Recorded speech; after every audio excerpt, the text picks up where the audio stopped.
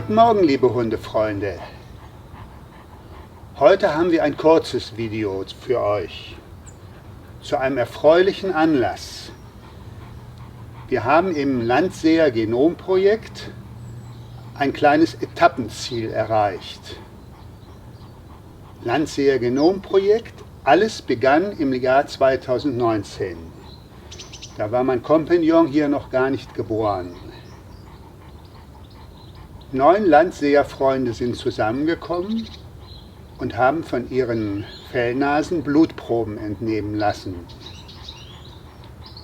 Diese habe ich zum NIH in die USA geschickt, an einem der weltweit führenden Labors auf dem Gebiet der Genomanalyse von Hunden. Die Ziele waren einfach: den Landseer in den Stammbaum der Hunde einzuordnen und fast noch wichtiger, mit dieser Stichprobe ein Bild von der Vielfalt der Rasse zu bekommen. Die 9 Proben wurden in mehreren Ländern Europas entnommen. Warum ist das wichtig? Die Hunde sollten nicht näher verwandt sein. Konkret, in den letzten 2 Generationen sollte es kein gemeinsames Element geben. Das war für mich in Deutschland gar nicht so einfach zu schaffen. Ich habe mich also sehr gefreut über die Mithilfe von sehr vielen Landseerfreunden. Die Proben wurden geschickt und dann kam Corona. Und das war erstmal ein großer Absturz. 2 Jahre stand alles still am NIH. Die Arbeit ruhte vollkommen.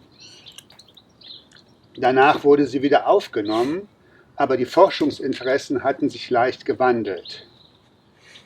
Es lagen einige Jahre dazwischen und große Assoziationsstudien, wie die ich euch kürzlich berichtet habe, über Verhalten und über die Größe, waren attraktiver für Grundlagenforscher als lediglich Rassen zu charakterisieren.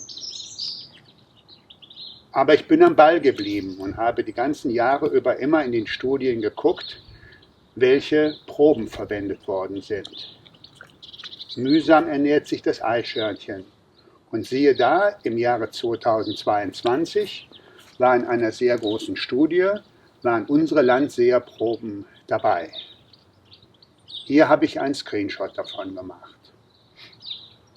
Das war natürlich eine Riesenfreude, weil ich hatte tatsächlich befürchtet, alles wäre verloren. Soweit, so gut. 9 Proben in einer Datenbank helfen natürlich faktisch jetzt noch nicht weiter. Das heißt, sie müssen analysiert werden, angeschaut werden auf die Ziele Vielfalt und anderes. Obwohl ich promovierter Genetiker bin, liegt die Zeit im Labor und an der Bench 40 Jahre zurück.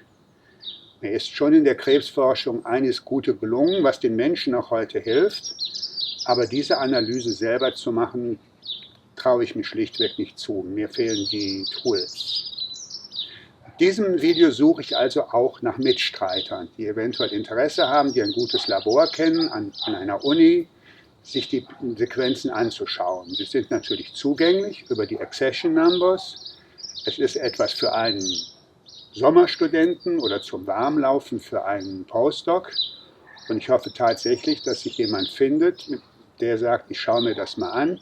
Und damit hätten wir natürlich wirklich einen interessanten zusätzlichen Datenpunkt zu der Frage, wie vielfältig sind denn unsere Landseer? Denn ich denke, die Vielfalt ist wichtig und wir können Vielfalt ist wichtig und wir können diese schöne Rasse wirklich nur gesund halten auf die Dauer, wenn wir über die eigenen Landesgrenzen hinausblicken und kreativ und konstant andere Landseerpopulationen mit einbeziehen bei der Zucht. Soweit, so gut. Also ich würde mich freuen. Wir warten mal ab. Und jetzt zum Abschluss möchte ich euch noch schöne Bilder zeigen von den Hunden, die teilgenommen haben. Leider leben nicht mehr alle. Die Zeit geht weiter, aber das ändert nichts an der Studie. In einer Generation ändert sich so viel nicht an der Genetik einer Rasse.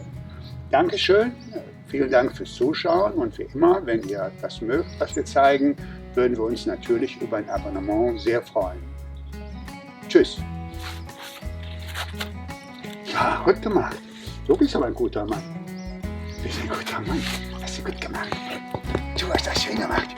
Du hast das ganz toll gemacht. Die freuen sich bestimmt auch alle über dich.